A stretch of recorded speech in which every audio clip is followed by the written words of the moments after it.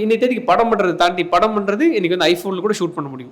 தியேட்டருக்காக கொண்டு வரதுக்கு டிஸ்ட்ரிபியூஷன் ரொம்ப பெரிய சப்போர்ட் இருக்குது. இப்போது இன்னைக்கு தேதிக்கு ப்ரொமோஷன்ஸ்க்கு பெரிய பணம் தேவை, தியேட்டருக்கு பணம் தேவை. அது எல்லாமே நம்ம ப்ரொடக்ஷன் பிளான் பண்ணும்போதே பண்ணால் மட்டும் தான் தப்பிக்க முடியும். இப்போ 1 கோடியில் படம் பண்ணி இது வித்தரலாம் சார் அப்படின்னு சொன்னால் கண்டிப்பாக விற்க முடியும்.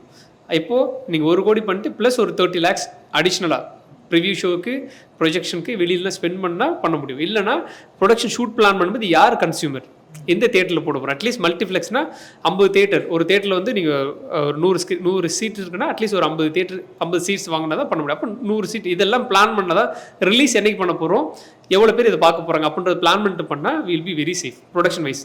டைரக்டருக்கு நீங்கள் வெறுமனே வந்து ஒரு டைரக்ஷன் நீங்கள் பெரிய ஸ்கேல் ஹீரோஸ் இப்போ ஜனநாயகம் இந்த மாதிரி பண்ணும்போது இதெல்லாம் கன்சிடரேஷனே கிடையாது.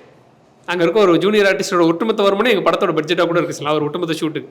இங்கே பண்ணுறதுக்கு சின்ன ஸ்கேலில் பண்ணணும், ரெகக்னைஸ் பண்ணி வரணும்னா நம்ம வந்து ப்ரொடக்ஷன் பண்ணும்போதே இது பண்ணால் வில் பி பெட்டர். இன்னைக்கு தேதிக்கு அது ரொம்ப ரொம்ப முக்கியம் இருக்குது. டிஸ்ட்ரிபியூஷன் நம்ம கற்றுட்டு இல்லை வந்து அட்லீஸ்ட் ஒரு அவேர்னஸோட பண்ணால் வில் பி வெரி சேஃப். ஏன்னா ஒரு முக்கியமான கேரக்டர் இருக்குது, ரொம்ப பெரிய ஆர்டிஸ்ட் கூட்டு வந்து ஒரு நாளைக்கு ஒரு 3 லட்சம் 4 லட்சம் சம்பளம்னா அது கன்வெர்ட் ஆகுமா, இல்லை புதுசாக இப்போ சிங்கமொழி சார் கம்மியான சம்பளம் சொல்கிறல புதுசாக ஒருத்தர் கொண்டு வந்து சேஞ்ச் பண்ணி நம்ம ஒரு பண்ணால் டிரெக்டராகவும் சக்ஸஸ் பண்ண முடியும்.